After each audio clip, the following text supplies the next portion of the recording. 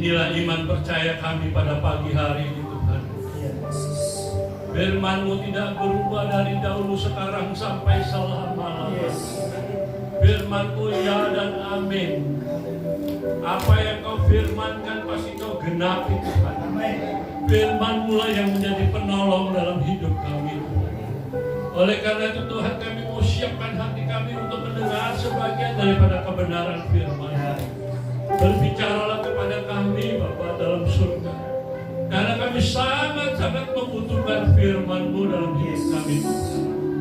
Urapi kami semua, urapi hamba-Mu yang hina, yang tidak ada apa-apanya, untuk menyampaikan isi hati-Mu bagi jemaat-Mu yang ada di tempat ini Tuhan. Terpuji-pujilah nama-Mu Bapa.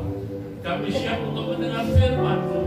Yang siap, katakan sama-sama amin. Shalom. Tuhan, haleluya. Mari kita belajar kebenaran firman Tuhan hari ini. Kita buka Alkitab kita di dalam 1 Korintus 3.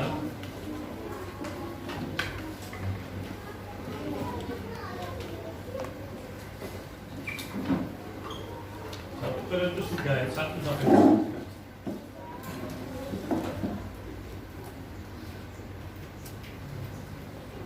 Korintus pasal 3 ayat 1 sampai dengan ayat 3. Kita akan baca bersama-sama pada hitungan ketiga.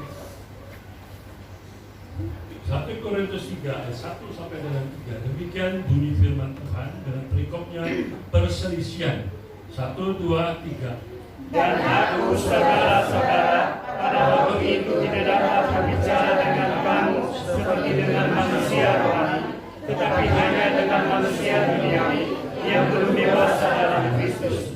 Susulah yang memberikan kepadamu bukanlah makanan keras, sebab kamu belum dapat menerimanya, dan sekarang pun kamu belum dapat menerimanya, karena kamu masih manusia duniawi. Sebab jika di antara kamu ada iri hati dan perselisihan, bukankah hal itu menunjukkan bahwa kamu manusia duniawi dan bahwa kamu hidup secara manusiawi? Amin. Tuhan, berbahagialah Bapak Ibu Saudara yang terkasih dalam Tuhan Yesus Kristus, yang sudah membaca firman Tuhan, yang mendengar firman Tuhan pada saat pagi hari. Tema firman Tuhan hari ini judulnya adalah kedewasaan rohani. Tema firman Tuhan adalah judulnya adalah kedewasaan rohani. Bapak Ibu yang terkasih dalam Tuhan Yesus Kristus, ada dua bagian tentang ukuran kedewasaan rohani dan tanda-tanda kedewasaan rohani. Yang pertama adalah ukuran kedewasaan rohani bukan dilihat dari seringnya pergi ke gereja untuk beribadah, walaupun memang itu perlu. Karena firman Tuhan berkata di dalam Ibrani 10 ayat 25, janganlah kita menjauhkan diri dari pertemuan-pertemuan ibadah kita seperti yang dibiasakan oleh beberapa orang, tetapi marilah kita saling menasihati dan semakin giat melakukannya menjelang kedatangan Tuhan yang mendekat. Terus kemudian ukuran kedewasaan ini bukan juga sebagai pelayan Tuhan atau pengerja atau majelis gereja atau diaken, itu bukan satu ukuran. Lalu kemudian yang ketiga, banyaknya menyumbang gereja, artinya menjadi donatur. Itu bukan ukuran kedewasaan rohani, belum tentu. Terus kemudian yang keempat, sudah cukup umur, artinya sejak lahir sudah menjadi orang Kristen. Itu juga bukan ukuran kedewasaan rohani. Bapak Ibu Saudara yang terkasih dalam Tuhan, menjadi tua itu sudah pasti, tapi menjadi dewasa rohani itu adalah keputusan kita. Bapak Ibu yang terkasih, yang kedua, tanda-tanda kedewasaan rohani. Tolong ditayangkan deh ayatnya, Yakobus 1 ayat 2 dan 4. Tolong deh. Saya tadi sudah kasih. Ya.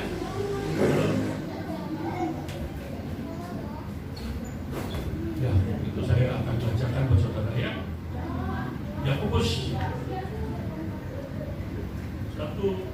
ayat 2 dan 4. Saudara-saudara, anggaplah sebagai suatu kebahagiaan apabila kamu jatuh ke dalam berbagai pencobaan, Sebab kamu tahu bahwa ujian terhadap imanmu itu menghasilkan ketekunan. Dan biarkanlah ketekunan itu memperoleh buah yang matang, supaya kamu menjadi sempurna dan utuh dan tak kekurangan apa-apa. Bapak Ibu yang terkasih dalam Tuhan Yesus Kristus, tanda yang pertama adalah ada sukacita. Artinya tetap mengucap syukur walau apapun yang terjadi dalam kehidupannya. Tetap tekun, tetap semangat, menjadi sempurna, tidak kelihatan kalau orang itu punya masalah. Menjadi utuh, tidak goyah, tetap teguh, dan tidak kekurangan suatu apapun, cukup dengan segala apa yang ada. Itu tanda yang pertama. Tanda yang kedua adalah menjadi terang dan garam, artinya menjadi saksi Tuhan dimanapun dia berada. Tanda yang ketiga adalah kita menjadi berkat buat orang lain, dan kita menjadi yang keempat, kita membuat dampak bagi orang lain. Artinya menjadi contoh, menjadi teladan bagi orang lain, sehingga orang lain dapat melihat bahwa ini ada orang Kristen yang berbeda. Dan yang kita mengasihi sesama manusia, dan terutama kita mengasihi Tuhan. Pada waktu itu Yesus sedang diuji oleh seorang ahli Taurat. Ahli Taurat itu bertanya kepada Yesus, maksudnya mencobai Tuhan Yesus. Dan dia bertanya, Guru, hukum apa yang terutama dalam hukum Taurat? Lalu di dalam Matius 22 ayat 37-39, jawab Yesus kepadanya, kasihilah Tuhan Allahmu dengan segenap hatimu, dengan segenap jiwamu, dengan segenap akal budimu. Itulah hukum yang terutama dan yang pertama. Hukum yang kedua sama seperti itu, kasihilah sesamamu manusia seperti dirimu sendiri. Jadi Bapak Ibu Saudara, ini tanda-tandanya kalau saudara mengasihi Tuhan dengan sungguh-sungguh, kelihatan orangnya gitu. Mengasihi sesama saudara seiman atau sesama saudara kita juga kelihatan tandanya. Oleh karena itu saya berharap Bapak Ibu Saudara yang ada tempat ini adalah menjadi orang-orang yang mengasihi Tuhan dan mengasihi sesama. Sekarang kita belajar tentang ukuran kedewasaan rohani. Yang pertama adalah kita punya tanggung jawab. Yang pertama adalah kedewasaan rohani itu adalah punya tanggung jawab sebagai apa? Sebagai suami, sebagai istri, sebagai karyawan, sebagai hamba Tuhan sekalipun, punya tanggung jawab. Itu yang paling penting. Karena Bapak Ibu yang terkasih dalam Tuhan Yesus Kristus, kalau kita lihat contoh Tuhan Yesus Kristus, pada saat melayani Tuhan itu umurnya 30 tahun. Kenapa? Karena tradisi orang Yahudi itu kalau kakak atau anak yang paling besar, anak yang sulung, itu punya tanggung jawab untuk ngurusin adik-adiknya. Oleh karena itu pada umur 30 tahun barulah Tuhan Yesus melayani Tuhan, melayani Bapa di surga. Terus kemudian kita lihat contoh Daud. Daud itu menjadi raja Yehuda pada waktu umurnya 30 tahun. Yusuf menjadi orang kedua dari Firaun itu pada usia 30 tahun. Oleh karena itu Bapak Ibu yang terkasih dalam Tuhan Yesus Kristus, pertanyaannya pada kita semua yang ada di tempat ini, bagaimana dari itu? Bagaimana? Banyak contoh yang terjadi. Saya melihat orang yang melayani Tuhan, tapi apa yang terjadi dalam rumah tangganya berantakan. Saya berharap Bapak Ibu Saudara yang ada di tempat ini tidak menjadi orang-orang yang melayani Tuhan, tapi rumah tangga itu tidak beres. Tapi rumah tangga harus menjadi rumah tangga yang. Jadi ada 4 prioritas yang utama bagi orang-orang percaya, yaitu pertama adalah Tuhan. Yang kedua adalah apa? Halo, keluarga. Yang ketiga apa? Ketiga adalah pekerjaan. Dan yang keempat adalah pelayanan. Jangan dibalik-balik. Jangan hanya kalau kita itu melayani nggak usah kerja. Kalau memang duitnya banyak sih, udah deposito banyak sih masih nggak masalah. Tapi kalau pas-pasan bagaimana? Apa pelayanan itu akan menunjang kebutuhan kita? Belum tentu. Saya ingatkan kepada saudara. Jadi prioritas yang pertama adalah kita Tuhan. Yang kedua keluarga. Yang ketiga pekerjaan. Dan yang keempat pelayanan. Jadi pelayanan itu adalah nomor 4. Ingat tanggung jawab itu. Sebagai seorang suami, kita harus punya tanggung jawab untuk mengurusi keluarga kita masing-masing. Amin. Memberi nafkah kepada kita, memerlukan nafkah. Kita harus memenuhi kebutuhan itu semua. Karena firman Tuhan berkata di dalam 2 Tesalonika 3 ayat 10 bagian B, kalau orang nggak mau kerja jangan dikasih makan. Tolong camkan firman Tuhan ini. Jadi kalau kita nggak mau kerja jangan makan. Jelas firman Tuhan ini tegas buat kita semua yang ada di tempat ini. Oleh karena itu, Bapak Ibu yang terkasih di dalam Tuhan Yesus, beda dengan anak-anak. Kalau anak-anak itu kalau tanggung jawab jadi beban mereka karena mereka belum dewasa dan belum mengerti. Tapi saya percaya Bapak Ibu Saudara yang ada di tempat ini adalah orang-orang yang sudah mapan, sudah mengerti akan firman Tuhan. Jadi pelayanan itu bukan sesuatu hal yang main-main, tetapi pelayanan itu adalah sesuatu hal yang panggilan. Kalau saya boleh katakan itu adalah panggilan untuk melayani Tuhan. Firman Tuhan jelas berkata di dalam Yohanes 15 ayat 16 bagian A, bukan kamu yang memilih aku, tetapi aku yang memilih kamu. Jadi Tuhan yang memilih kita untuk melayani Tuhan. Saya teringat pengalaman pribadi saya. Pada tahun 1998 itu terjadi krismon. Pada waktu krismon itu saya berhenti kerja. Bukan karena pengurangan pegawai, tapi memang waktu itu saya berhenti bekerja. Terus kemudian saya punya tekad untuk melayani Tuhan. Saya masih punya tabungan. Rumah saya cukup besar. Tapi anak saya itu ada 3. Yang paling besar itu baru SMP. Yang nomor 2 baru SD. Dan yang ketiga itu baru TK. Saya mau melayani. Tahun 93 itu saya masuk satu gereja. Saya sudah menjadi majelis gereja di tempat itu. Kemudian sudah menjadi pejabat PDP. Waktu itu PDP. Terus apa yang terjadi? Saya 2 tahun, hampir tahun 2000 kira-kira. Itu namanya uang tabungan yang ada itu lama-lama juga pasti habis. Karena tidak ada pemasukan.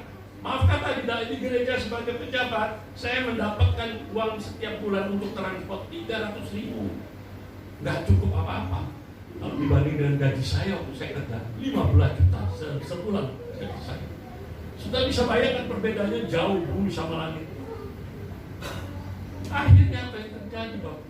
Yang namanya kebutuhan keluarga berjalan terus. Anak-anak kan perlu biaya untuk sekolah segala macam.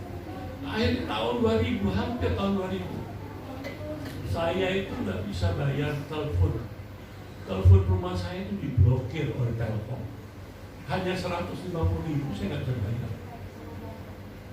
Terus kemudian listrik dicabut sama PLN karena nggak bayar juga. Itu 250.000, nggak baca, nggak bisa.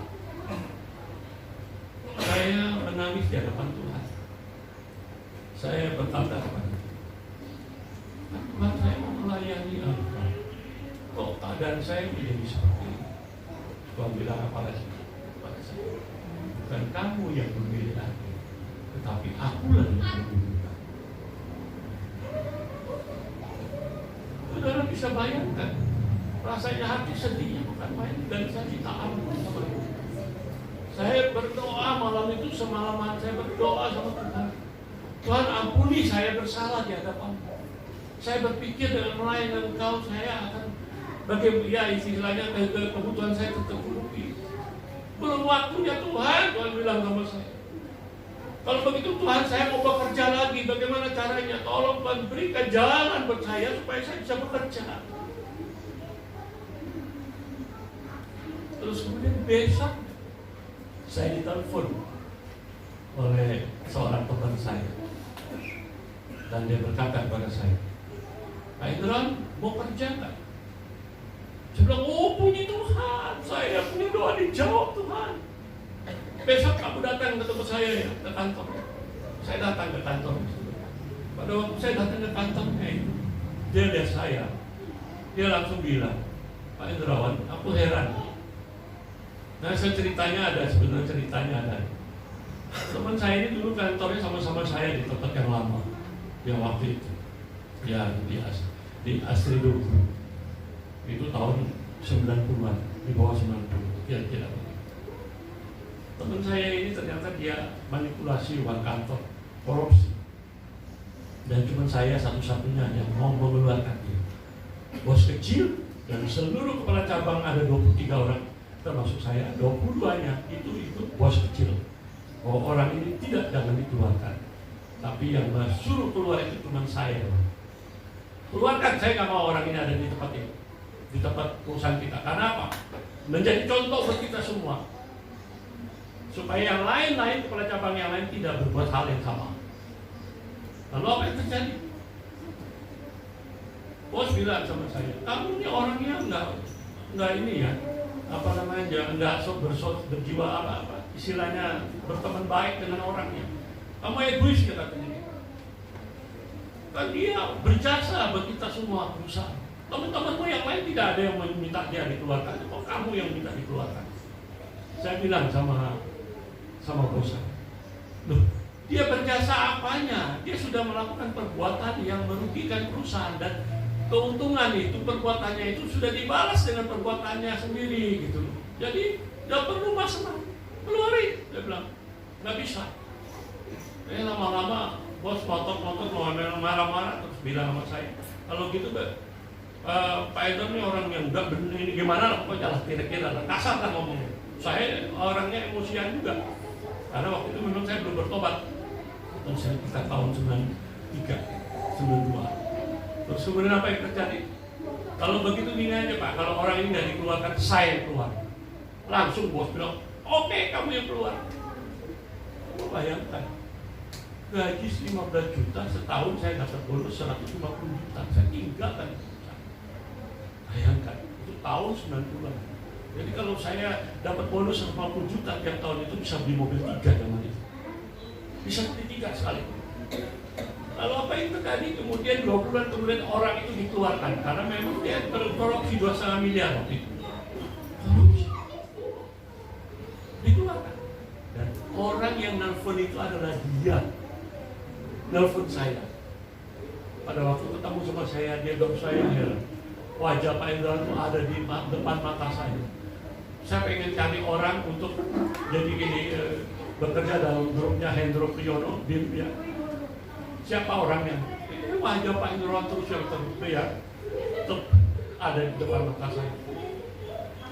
Seharusnya saya itu benci sama kamu. Dan dulu yang mengeluarkan saya dari perusahaan itu adalah kamu.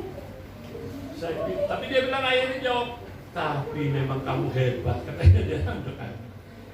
Orang-orang yang lain itu dulu itu yang bela saya itu semuanya penjilat. Cuman kamulah orang yang saklek. Kamu benar, kamu luar biasa. Makanya saya panggilkan untuk kamu. Tapi ibu saudara yang terkasih dalam Tuhan, ingat, pelayanan itu panggilan. Jangan sampai kita seolah-olah pengen melayani Tuhan. Roma 8 ayat 28 berkata apa? Kita tahu sekarang Allah turut bekerja dalam segala sesuatu untuk mendatangkan kebaikan bagi mereka yang mengasihi Dia, yaitu bagi mereka yang terpanggil sesuai dengan rencana Allah. Yeremia 29 ayat 11 firman Tuhan berkata, sebab aku ini mengetahui rancangan-rancangan apa yang ada padaku mengenai kamu. Demikian firman Tuhan, yaitu rancangan damai sejahtera, bukan rancangan kecelakaan, untuk memberi kepadamu hari depan yang penuh harapan. Jadi Bapak Ibu Saudara, hati-hati, jangan sembarangan. Kalau memang sungguh kalau Tuhan yang panggil kita untuk melayani Dia, saya percaya segala sesuatunya pasti beres. Amin. Semuanya pasti dipenuhi oleh Tuhan. Kenapa? Dia meminta kita untuk melayani Dia. Berarti apa? Semuanya pasti dipenuhi. Buktinya apa? Saya kasih tahu saudara. Buktinya apa? Well, saya sekarang melayani full, kemana-mana melayani terus. Tiap minggu pasti ada pelayanan. Karena memang sudah waktunya kepada saya. Karena umur saya sudah 69 tahun. Saya sudah tidak bisa masuk di perusahaan untuk bekerja. Karena sekarang kan butuh orang-orang yang masih muda-muda. Jadi mungkin orang-orang yang setua seperti saya sudah tidak dibutuhkan. Tapi tidak apa-apa, karena pelayanan itu berjalan terus. Dan satu hal, orang yang begitu baik sama saya. Banyak teman-teman saya yang baik, tapi ada juga yang jahat sama saya, yang nggak berbalas budi sama saya. Dan orang yang balas kebaikan saya itu, karena saya pernah menolong dia, memasukkan dia masuk dalam perusahaan. sekarang dia menjadi seorang direktur dan dealernya di mana-mana. Ada di Sungai, di Garut, Sumedang, Cirebon, Bandung, dan jadi salah satu owner perusahaan. Saya nanti kapan-kapan kenal orangnya hebat. Tiap bulan itu dia transfer 5 juta ke saya. Semenjak saya mengundurkan diri dari perusahaan setelah 2015. Jadi sudah hampir 7 tahun tiap bulan saya transfer 5 juta tiap bulan. Tapi selalu perkataannya kalau dia transfer ini untuk membantu pelayan Pak Hendrawan. Karena dia tahu saya melayani. Upahnya luar biasa. Oleh karena Bapak Ibu Saudara yang terkasih, saya mau tanya kepada kita semua, mengapa sekarang ini banyak orang terasa berat dalam hidupnya? Kayaknya berat banget dalam hidup. Kenapa orang itu sampai seperti itu? Kenapa? Merasa berat karena mereka belum dewasa rohaninya. Contohnya ada konflik suami istri ya. Kalau udah terjadi konflik antara suami istri, kalau terjadi biasanya itu masing-masing mencari pembenaran. Oh saya yang benar, kamu terus saja berantem itu, ribut perang. Saya mau kasih tahu saudara, benar atau salah itu tidak penting. Yang penting bagaimana caranya kita untuk mencari jalan untuk menyelesaikan masalah yang terjadi. Supaya semua masalah yang terjadi dalam rumah tangga kita, konflik itu bisa terselesaikan. Sehingga apa yang terjadi? Ada kedamaian, ada sukacita, ada kerukunan dan seperti itu. Bapak Ibu yang ada di tempat ini, kalau sudah jadi konflik kan biasanya tuh mungkin saya berharap sini nggak ada. Udah nggak bicara berhari-hari nggak ngomong, suami sama istri nggak ngomong. Ada nggak seperti itu? Di sini ada yang itu? Ada. Nggak ngomong. Bayangin kalau udah ribut itu nggak ngomong berhari-hari. Kalau tidurnya aja udah beda.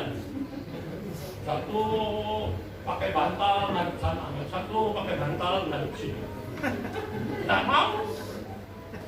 Bagaimana bertatapan muka atau apa nggak mau. Pasti. Yang paling celaka lagi beda kamar. Untuk nggak salah masuk kamar. Beda kamar. Terus kemudian apa ya? Yang menjadi mediatornya itu anak muda. Contohnya dia bilang, John, ini bilang mami papi mau makan, tolong siapin ya. Kira-kira begitu ya. Jadi mediatornya. Seperti itu, Bapak Ibu yang terkasih dalam tahun ini. Saya berpikir ya, kalau model-model kayak gitu, nah kasihan banget ya. Kasihan. Benar. Ya, kasihan. Kalau mau pergi kantor nggak disiapin kopi, boro-boro ada makanan kecil, nggak disiapin, pergi aja masuk boro. Mau pergi, dia masuk kamar, kadang-kadang istrinya. Tapi saya percaya di sini nggak ada ya, jangan ada yang seperti itu ya. Amen. Sekarang saya mau ngajak Bapak Ibu Saudara belajar tentang kedewasaan rohani. Berbicara kehidupan keluarga. Saudara pernah lihat keluarga yang bahagia seperti apa? Pernah lihat nggak keluarga yang bahagia itu seperti apa? Tahu nggak? Kalau mau lihat keluarga bahagia itu ya, saya kasih tahu saudara, lihat istrinya. Pandang istrinya, lihat. Mukanya itu berseri-seri. Banget. Mukanya berseri-seri. Ada sukacita, wah luar biasa. Mukanya, istilahnya kalau dibilang apa, senyum Pepsodent. Mukanya berseri-seri, luar biasa. Nah, karena yang namanya kebahagiaan itu kan bukan dilihat dari luar, tapi dalam hati, tapi keluar dari hati. Makanya firman Tuhan berkata dalam Amsal 4:23, jagalah hatimu dengan segala kewaspadaan, karena dari situlah terpancar kehidupan. Jadi kita bisa lihat orang itu bahagia atau tidak dari mukanya. Kalau datang ke gereja aja udah cemberut-cemberut, bagaimana orang ini bisa ada sukacita? Sukacita itu Kan firman Tuhan berkata dalam Amsal 17 ayat 22. Ya. Hati yang gembira adalah obat yang manjur. Pakai yang manjur. Oke. Hati yang gembira adalah obat Manjut, yang manjut. semangat yang patah kering. Itulah kira-kira begitu. Ya. Jadi bukannya sukacita luar biasa. Nah, dan istri itu biasanya itu jarang keluar rumah. Ingat, kalau yang bahagia itu jarang pergi jalan-jalan, jarang. Ada betah di rumah ngurusin rumah tangganya, ngurusin anak-anaknya. Minikur. Dan istrinya itu nggak sakit-sakitan. Kalau punya istri yang suka sakit-sakitan, perlu suatu pertanyaan yang besar. Sukacita atau bahagia atau enggak?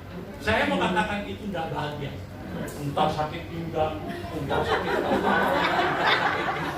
Wah, sakit terus. Enggak bahagia orang udah itu, makanya gampang dilihatnya. Ya, lihat aja wajahnya. Oh, saya percaya di sini istri-istrinya adalah istri-istri yang penuh sukacita. Amin. Penuh sukacita. Mukanya juga kelihatan. Datang sama suami istri, ketawa-ketawa, senang saya ngeliatnya gitu. Terus kalau datang ke gereja duduknya tolong dong. Kalau suami istri itu dempetan gitu, jangan bisa-bisa.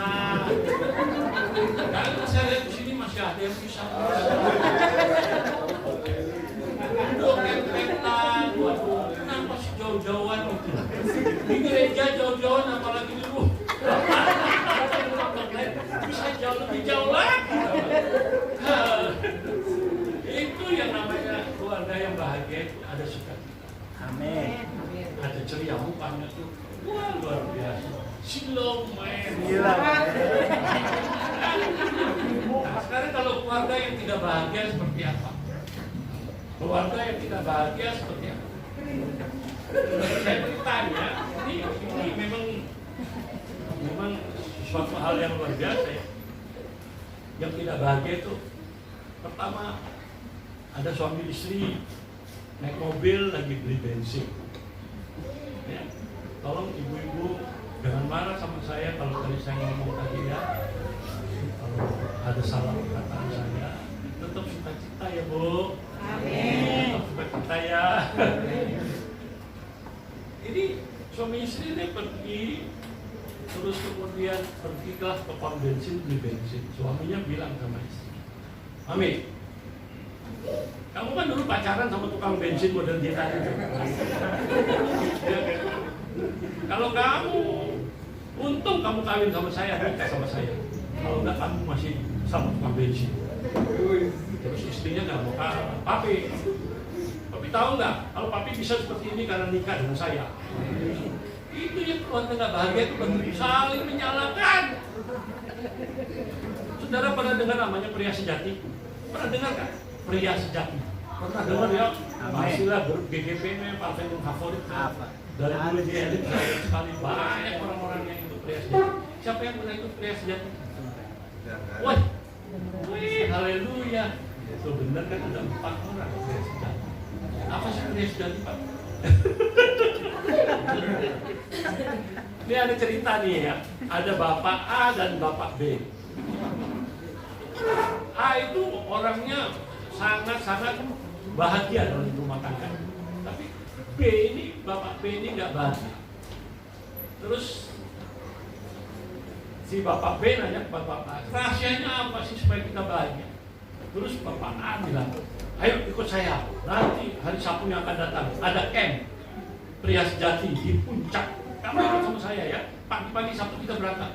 Apa sih pria sejati? Pokoknya kamu ikut deh, ikut dia sampai di puncak, terus kemudian siang, terus kemudian makan siang, mulailah acara sesi pertama sampai jam 5 selesai. Akan dilanjut sesi yang selanjutnya, terus kemudian makan malam, mandi dulu gitu Indonesia. Setelah ikut sesi yang pertama, ini Bapak B ini yang tidak begitu bahagia dalam rumah tangga. Rasanya tuh setelah mendengar segala sesuatu yang disampaikan oleh oleh orang-orang atau yang bagian-bagian yang mengajar maksud saya, dia merasa sangat terberkati gitu. Wah, itu ya ceritanya. Wah, ada salah satu perkataannya tuh. Makanya langsung dia langsung telepon istrinya. Kebetulan yang ngangkat telepon istrinya. Langsung dia ngomong apa? Halo darling, my sweetheart, how are you? Istrinya langsung jawab apa? Gombal lo. Namanya orang udah berhari-hari, bertonton, boro-boro, udah ngomong sayang, udah lupa. Udah gak ada perkataan sayang-sayangan gitu. Kalau saya di rumah itu satu hari bisa 20 kali sayang-sayangan. Bener. Karena kita tinggal berdua, naik ke atas ketemu lagi, di bawah ketemu lagi. Kemana-mana berdua ketemu. Jadi akhirnya ya sayang-sayangan. Ini ada cerita sopir sama bosnya. Bosnya itu keluarga yang gak bahagia, rumah tangga. Supir itu berbahagia sekali. Terus dia bilang sama supirnya, dia tanya ke bos, namanya si Ahmad lah ya, dia kasih tahu, Pak, aku heran keluargamu bahagia banget. Tidak seperti saya. Emang kenapa Tuan? Kenapa bos? Iya saya. Ya dia cerita gitu lah kira-kira gitu. Terus apa sih rahasianya kalau kamu tuh bahagia? Wah, ada rahasianya gampang. Tiap saya mau pergi, istri saya sudah kantor di depan, sudah mengantar saya di depan pintu. Kita ngomong-ngomong cium pipi kiri, cium pipi kanan. Tapi hati-hati di jalannya, baik-baik ya. Tuhan memberkati, gitu kira-kira gitu. Terus suaminya juga, wah senang kali mami juga di rumah ya, sayangnya. Ya inilah begitu. Wah, si bosnya dengar supirnya ngomong gitu langsung dia berpikir, oh gitu ya. Di waktu di kantor dia udah nggak tahan, dia nggak betah udah. Pengen cepet-cepet pulang. Nah, dia pengen cepet pulang. Lalu apa yang terjadi? Dia bilang sama supirnya jam 3 sore. Mak, nanti kamu pulang sendirian ya. Bapak ada urusan ke tempat yang lain, jadi bapak mau pergi ke tempat lain dulu. Kamu pulang sendirian? Oke, pulang. Jam 4, jam 3 kurang lebih dia pulang. Jam 4 sampai rumah. Waktu sampai rumah apa yang terjadi? Sudah isinya lagi masak. Dia dari belakang langsung dipeluk gitu. Dulu isinya bingung. Dia ngomong begitu, sembari meluk, sembari ngomong. Halo darling, aku sayang sama mami. Dia lihat, mewek dia. Tahu nangis, mewek, tahu dong. Dia nangis, meraung, dia bilang apa? Anak kita yang paling besar pulang dari kerja tadi barusan sore, dia menangis karena dia di PHK oleh perusahaan. Anak kita yang kedua pulang dari sekolah, dia naik motor sama temannya, jatuh, luka parah. Anak kita yang ketiga, dia diserak oleh gurunya karena nggak bikin PR. Sekarang kamu pulang dalam keadaan mabuk. Bagaimana saya nggak merasa sedih? Orang dari dulu udah lama nggak pernah bilang sayang, sekarang bisa peluk langsung ngomong sayang. Bapak Ibu yang terkasih dalam saya mau tanya sih, ngomong sayang itu kapan? Saya mau nanya, takut salah lagi. Kapan sih ngomong sayang sama pasangan hidupmu? Belum? Kapan? Tadi pagi? Tadi malam? Ada perlunya kalau tadi malam. Kapan bilang sayang? Hah? Oleh karena itu Bapak Ibu yang ada, mari kita mau senantiasa selalu menjadi orang-orang yang supaya kita bahagia itu apa yang harus kita lakukan. Kita harus bilang sayang sama pasangan hidup kita senantiasa. Jangan pernah tinggalkan perkataan itu. Ya, kita harus bilang sayang. Kalau ibu-ibu itu istri-istri itu paling senang ada lima urutannya ya. Ibu-ibu itu paling senang kalau dibilang sayang, paling senang ya. Ya, Bu Amel ya, benar ya, benar nggak Bu?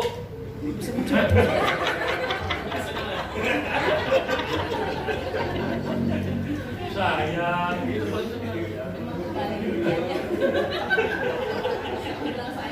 Paling senang kalau bilang begitu. Terus kemudian yang kedua urutannya apa? Kalau selain itu bilang apa? Terus bilangnya apa? Mami cantik. Mami cantik. Jangan bilang hari ini cantik, jangan. Emang yang lama nggak cantik? Mami cantik sekali. Terus kemudian langsung ngomong apa? I love you, mami. I love you, mami. Benar. Benar nggak, Bu? Saya mau tanya, benar nggak? Ayo jawab. Nah, ini dia nih. Ini, ya. Saya berharap sih nggak ada apa-apa. Jadi itu paling senang. Terus kemudian mami masakanmu enak. Wah, saya aja sebagai seorang laki-laki kalau dibilang makananmu enak, wah, ya Pak Ano ya? Iya Pak. Pak Amel, ya, Ibu Gembala. Kalau bilang sama saya, Pak Hendron masakannya enak, Bu. Senang. Iya, kita mau kan bawain lagi. Aduh, kasihan.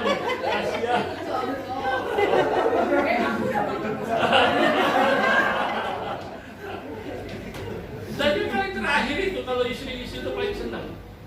Bilang apa? Dibilang apa? Mami, kita ke mall yuk belanja.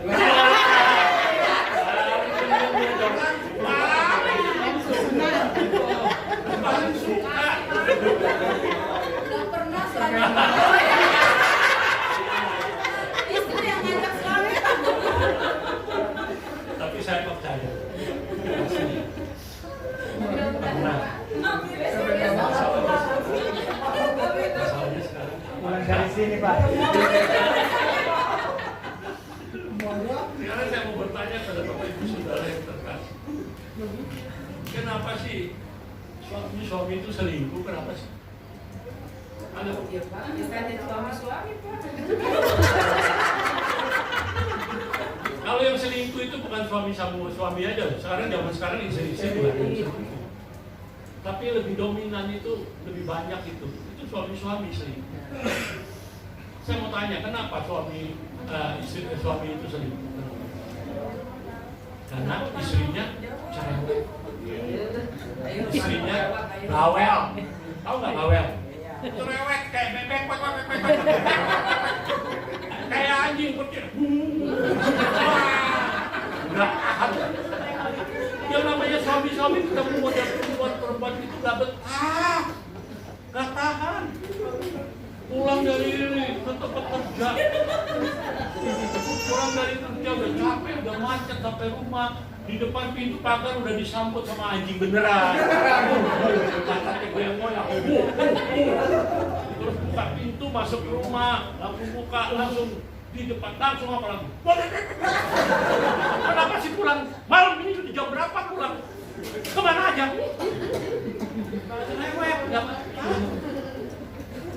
Udahnya istrinya udah cerewet masih pakai daster.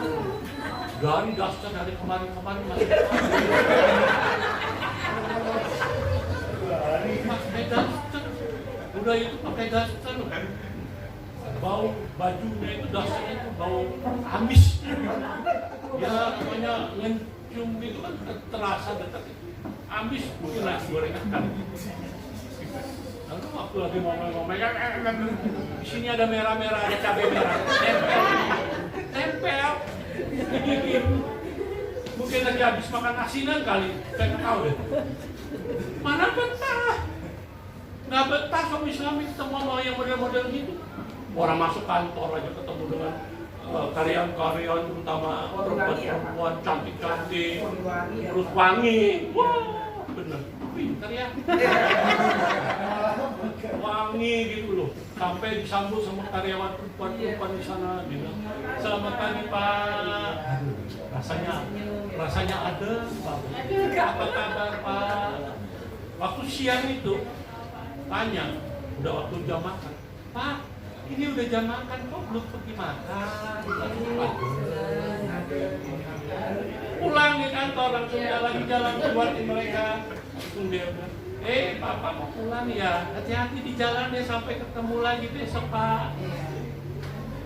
Nakal. Sampai rumah, nggak betah. Makanya Daniel kalau cari pasangan hidup jangan yang cerewet.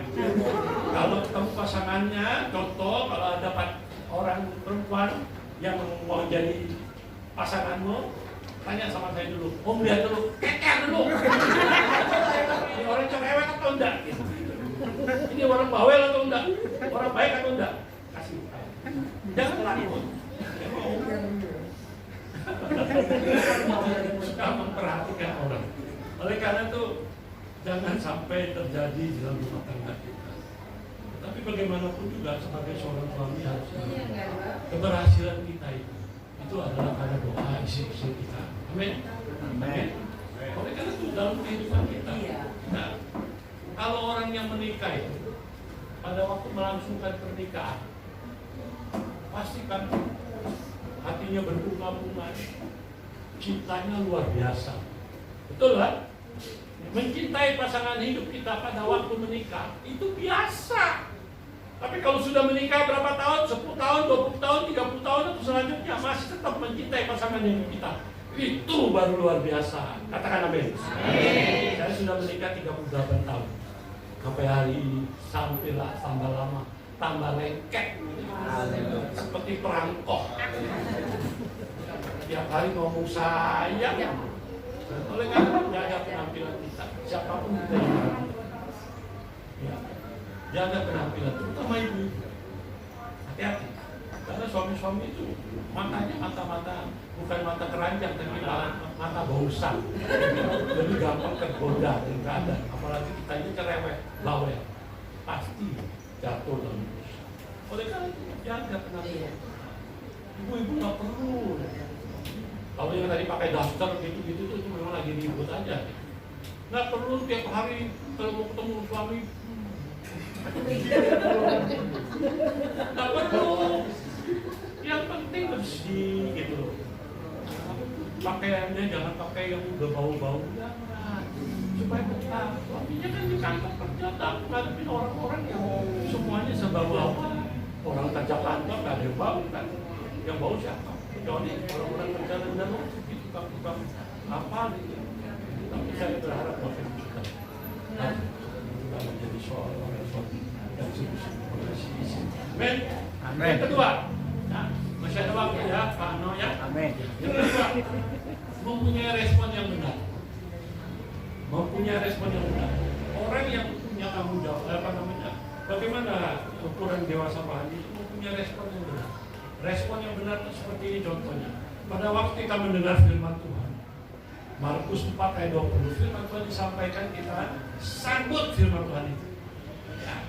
Terus Matius 13 ayat 23, firman Tuhan disampaikan, kita mengerti, langsung kita bilang, oh begitu. Ya. Lukas 8 ayat 15, firman Tuhan disampaikan, terus kita simpan dalam hati. Artinya bukan disimpan begitu saja, kita renungkan firman itu siang dan malam dan kita lakukan dalam kehidupan kita masing-masing. Maka itu adalah suatu respon yang luar biasa.